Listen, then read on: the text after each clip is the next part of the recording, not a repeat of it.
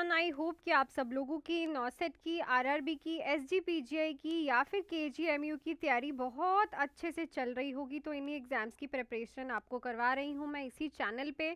So last time मैंने आप लोगों से एक क्वेश्चन पूछा था, तो फटाफट से ये डिस्कस करते हैं, देन न्यू क्वेश्चन पे चलते हैं।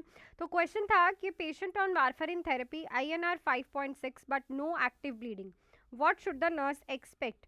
तो INR 5.6 है, पेशेंट वारफेरिन पे है पर ब्लीडिंग नहीं है, उसे नर्स क्या करेगी।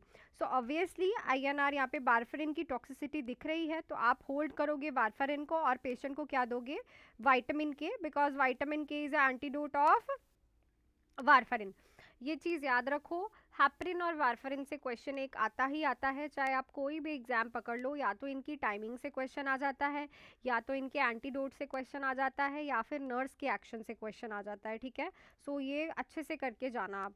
नेक्स्ट क्वेश्चन है आज का new, which hormone is responsible for milk ejection, let down reflux during breast feeding.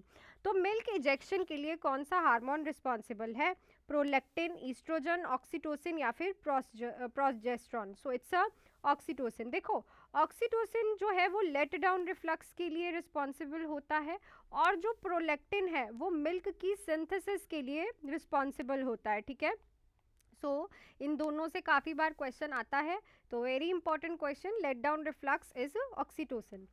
Next है, patient with head injury has BP of 170-60 mm of Hg, pulse 48 and irregular respiration, this triad indicate.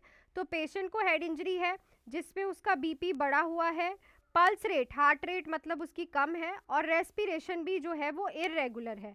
तो ये क्या चीज़ है, neurogenic shock, Cushing reflex, increase vagal tone या फिर spinal cord injury. So it's a Cushing triads, जो कि हमें इंक्रीज ICP में देखने को मिलते हैं। सो राइट ऑप्शन यहाँ पे क्या रहेगा, option number B.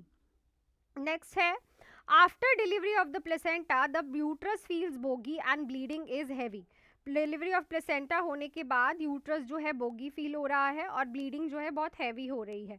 What is the first nursing action, administer oxytocin, bimanual uterine compression, fundal massage, start IV fluid. सो यहाँ पे आपको फंडल मसाज करनी है, बिकॉज यूट्रस बोगी और ब्लीडिंग हैवी होने का मतलब है रिटेन्ड प्लेसेंटल पीस। कोई भी प्लेसेंटा जो है उसका कोई पार्ट अंदर रह गया है, छोटा सा कॉटिलिडोन जिसको हम कह सकते हैं, एक पीस अंदर कॉटिलिडोन का रह गया है।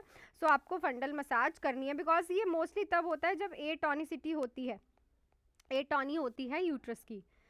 नेक्स्ट है, child with dehydration has weak pulse, delayed capillary refill and lethargic, which fluid is preferred for initial रिसस्टिकेशन।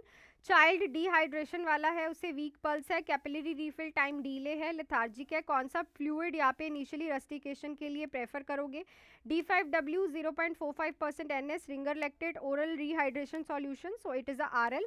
RL जो है वो इलेक्ट्रोलाइट्स को भी मेंटेन करता है प्लस फ्लूइड वॉल्यूम को भी इंक्रीज करता है। ठीक है, सो ये जो है मोस्टली हम यूज़ करते हैं when the patient with dehydration shows this, hypovolemic shock वाले वो सिम्टम्स दिखाता है। नेक्स्ट पे चलते हैं। इस क्वेश्चन से पहले बेटा मेरे न्यू बैचेस स्टार्ट हो गए हैं, कंप्लीट रिवीजन के लिए आप ज्वाइन कर सकते हो इस नंबर पे कॉल मैसेज करके। 4 मंथ्स का बैच है 2499 फीस रहेगी, 6 मंथ्स के बैच की फीस 3499 रहेगी। क्लासेस लाइव एंड रिकॉर्डेड है, फुल थ्योरी है, MCQs है, टेस्ट सीरीज है, नॉन नर्सिंग है। अगर तो आपको क्विकली रिवीजन करनी है सारे क्लासेस की, देन आप 4 मंथ्स का बैच ज्वाइन कर सकते हो। Otherwise all in one batch में आपकी रिवीजन भी होगी और मेरे साथ ही आप लोग सारी तैयारी भी करोगे। ठीक है, सो फटाफट से जुड़ सकते हो। आपने देख लिया RRB की वैकेंसी भी नेक्स्ट ईयर आनी है, सो अब it is a high time. Clear, चलो नेक्स्ट क्वेश्चन देखते हैं। A manic patient is hyper verbal, distractibility and unable to sleep, which nursing diagnose has highest priority. Manic patient है, बहुत ज़्यादा वर्बलाइज कर रहा है, डिस्ट्रैक्टेबल है और अनएबल टू स्लीप, सो नहीं रहा है। नर्सिंग डायग्नोज हाईएस्ट प्रायोरिटी में यहाँ पे क्या रहेगा, disturb thought process, risk for injury, impaired social interaction, chronic low self esteem. So यहाँ पे आएगा risk for injury, because patient बहुत ज़्यादा हाइपर एक्टिव होते हैं, सो नहीं रहे हैं, तो obviously there is a chances वे कहीं इंजरी ना कर ले, तो risk of injury in patients में हमारा प्रायोरिटी रहता है डायग्नोज। नेक्स्ट है, while giving an IM injection to an adult, तो जब आप IM इंजेक्शन दे रहे हो अडल्ट को, the nurse select the ventrogluteal side, because, तो नर्स वेंट्रोग्लूटियल साइड सिलेक्ट करती है, क्यों, has less muscle mass, is near major nerves, is free from large blood vessels and nerves, cause less pain due to flat layer. So because ventrogluteal site में कोई large blood vessel नहीं होती और nerves नहीं होती, तो nerve damage होने का खतरा कम होता है, इसीलिए नर्स इस साइट को सिलेक्ट करती है फॉर IM इंजेक्शन. नेक्स्ट है during disaster management providing temporary shelters and safe drinking water falls under which phase.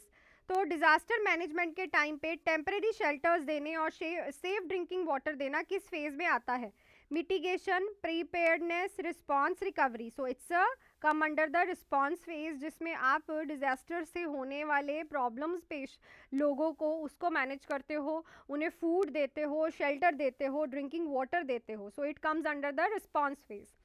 Next है a patient with hyperthyroidism shows weight loss, tremors, tachycardia and heat intolerance. Which drug block the peripheral conversion of T3 and T4? Hyperthyroidism मतलब T3 and T4 patient का बहुत ज़्यादा increase है, जिसकी वजह से उसका wait loss, tremors, tachycardia and heat intolerance हो रहा है. कौन सा ड्रग यहाँ पे इसके कन्वर्जन को ब्लॉक करेगा? कार्बोमोजोल, प्रोपेनोल, प्रोफाइलोथायरोसिलिन या फिर मीथामेजोल. सो इट्स अ प्रोफाइलीथायरोसिल जो है ये T3 एंड T4 की कन्वर्जन नहीं होने देगी, सिंथेसिस नहीं होने देगी, इसकी सिंथेसिस को ब्लॉक करेगी. सो राइट ऑप्शन यहाँ पे क्या रहेगा? Option number C. नेक्स्ट है newborn fails to breathe after birth, heart rate 80 and gasping respiration are present. Next step according to NRP. So देखो न्यूबॉर्न है, सांस नहीं ले पा रहा है, हार्ट रेट भी कम है और रेस्पिरेशन जो है उसके लिए गैस्पिंग कर रहा है. क्या स्टेप रहेगा? Chest compression, tactile stimulation only, positive pressure ventilation, endotracheal intubation. So इस क्वेश्चन का आंसर आप लोग मुझे कमेंट सेक्शन में लिख के बताओगे कि राइट ऑप्शन क्या रहेगा, आप क्या करने वाले हो इस बच्चे के लिए. ठीक है. सो आई थिंक आज भी सारे क्वेश्चंस आपको बहुत अच्छे से क्लियर हो गए होंगे एंड सारे ही क्वेश्चंस मैंने अच्छे से आपको डिस्क्राइब करके समझाए हैं. नेक्स्ट क्वेश्चन करेंगे हम कल. टिल देन आप जुड़ सकते हो मेरे न्यू बैचेस में इस नंबर पे कॉल या फिर मैसेज करके. आज ही 4 मंथ्स का बैच है एंड 6 मंथ्स का बैच है. कंप्लीट प्रिपरेशन बच्चों ने स्टार्ट कर दी है. सो मिलती हूँ नेक्स्ट क्लास में. Till then do hard work, make your parents proud and all the best.